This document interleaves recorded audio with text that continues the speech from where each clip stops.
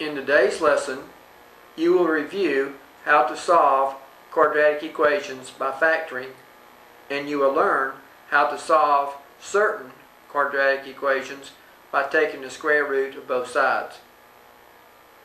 Near the end of today's lesson, I will introduce you to new theory that will enable you to derive a formula that will let you solve any quadratic equation that you ever see.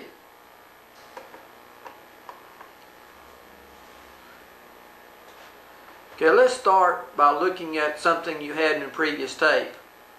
To solve quadratic equations by factoring, the first thing you want to do is to put in standard form, which is ax squared plus bx plus c is equal to 0. In other words, to put in standard form, you want the right member to be 0 and you want the left member to be in descending order, x squared, x to the first, and then the constant. Once you put it in standard form, then you want to factor the left member. So factor the ax squared plus bx plus c part. Once you have factored, you set each factor equal to 0. Then you solve each resulting equation. Now you would normally have two equations, so therefore you will get two answers. So with quadratic equations, one always expects to get two answers. Once you get your two answers, you need to check. Now the check is optional, which means that if you do these 4 steps correctly, you will have the correct answer. You do not have to exclude extraneous roots as we did previously.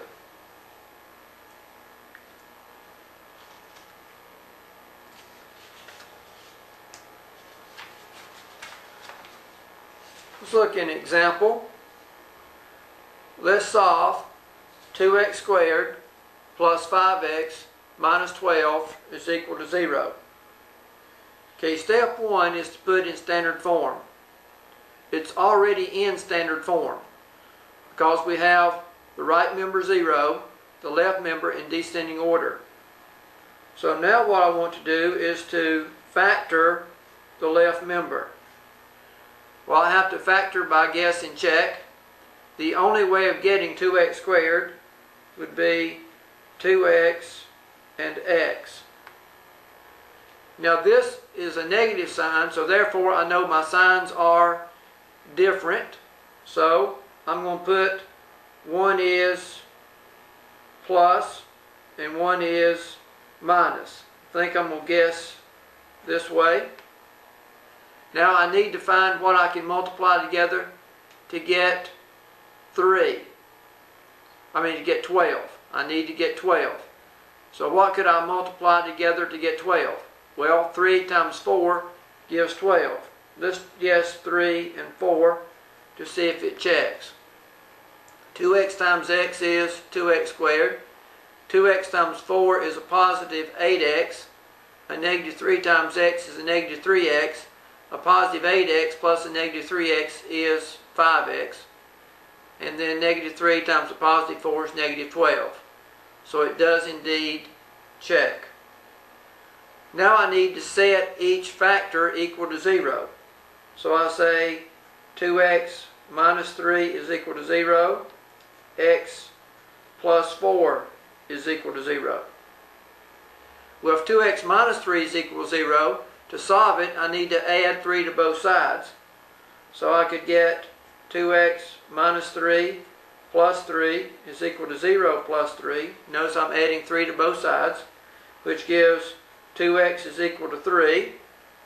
Now I divide both sides by 2 to get x is 3/2. So x equal 3/2 is one of the answers. To get the other answer, I go to this part and I add a negative 4 to both sides. And then x plus 4 minus 4 would just be x. 0 minus 4 is negative 4.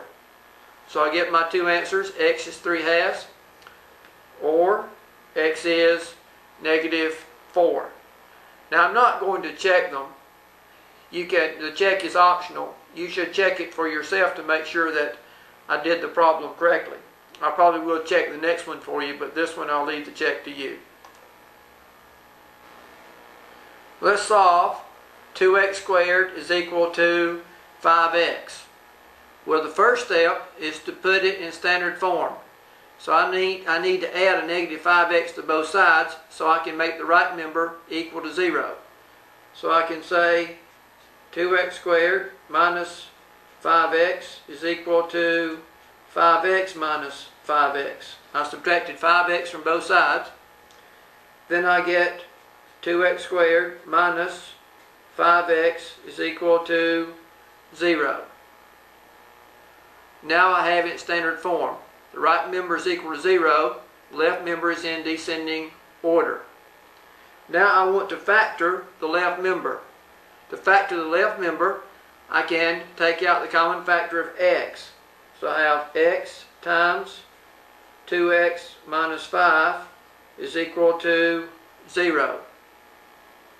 Set each factor equal to 0, I get x is 0 or 2x minus 5 is equal to 0.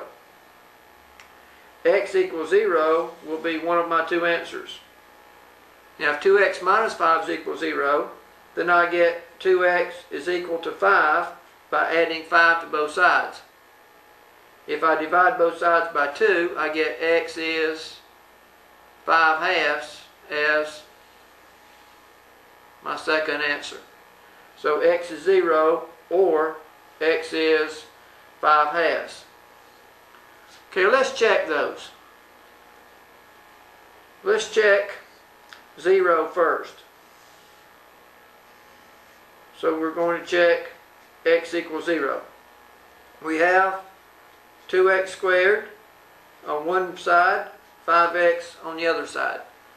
So I put the 2x squared on the left, the 5x on the right, and I'm going to check 0. So that would be 2 times 0 squared, 5 times 0. 2 times 0 is 0, 5 times 0 is 0, so we see that it checks. Now let's check 5/2.